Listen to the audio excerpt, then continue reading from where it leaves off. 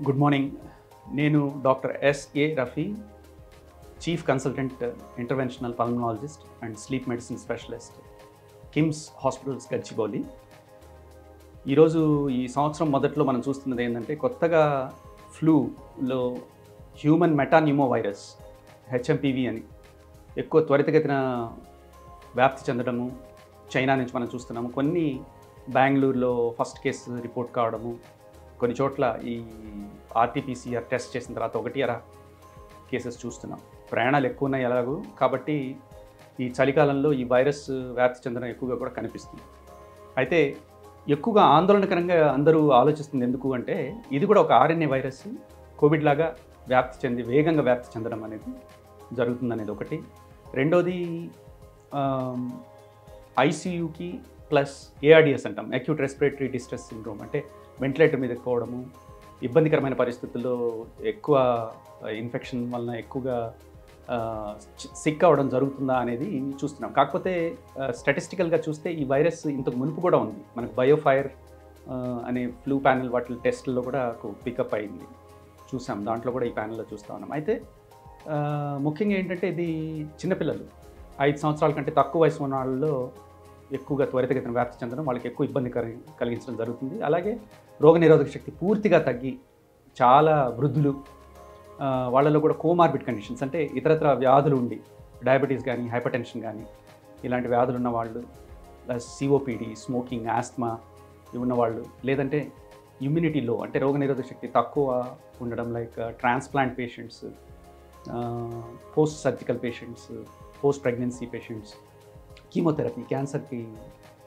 Treatment తీసుకున్న వాళ్ళు, ఇలాంటి వ్యాధిగ్రస్తులు ఎక్కువగా ఇబ్బంది పడే అవకాశం. ఈ వ్యాధి గురించి మనం యాక్చువల్గా చూస్తే, ఈ వైరస్ 3 నుంచి 6 రోజులు ఇంక్యుబేషన్ పీరియడ్ చెప్తున్నారు.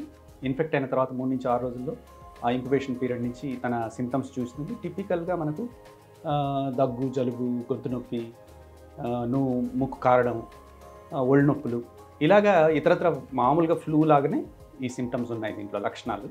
దీనికి యాక్చువల్లీ ఇప్పుడు మనకు వ్యాక్సిన్ అనేది లేదు. కాకపోతే symptomatic treatment, self limiting disease అంటారు, అంటే తనకు తానుగా అది కూడా తగ్గిపోయే అవకాశం ఉంది.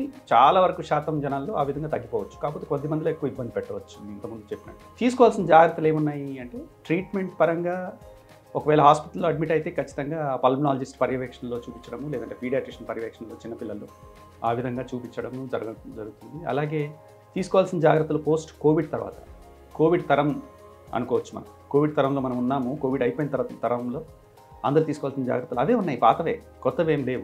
ఏంటి?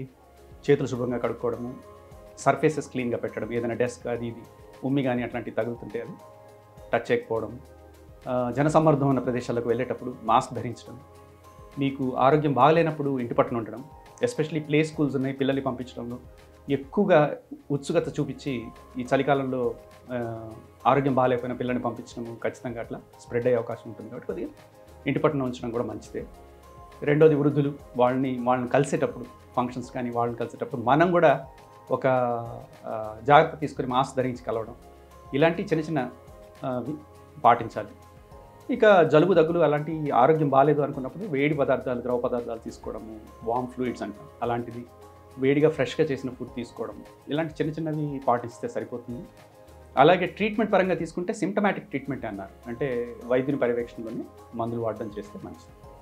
సో ఇంకొకటి బర్నింగ్ క్వశ్చన్ క్విక్గా చూస్తుంది ఏంటంటే, ఇది మనకు పూర్తిగా లాక్డౌన్ లాంటి పరిస్థితి ఏర్పడే అవకాశం ఉందా అంటే లేకపోవచ్చు అనే అనిపిస్తుంది నాకు కూడా. ఎందుకు అంటే త్వరగా ఇన్ఫెక్ట్ అవుతుంది, చాలా త్వరగా వ్యాప్తిస్తుంది, కానీ వెంటిలేటర్ పరంగా ఆ విధంగా అందరూ జనాలకి ఈ విధంగా వ్యాప్తి చెందే అవకాశం ఉండకపోవచ్చు. త్వరగానే ఇది సెల్ఫ్ లిమిట్ అవుతుందని నేను అనుకుంటున్నాను. చూద్దాం. Thank you.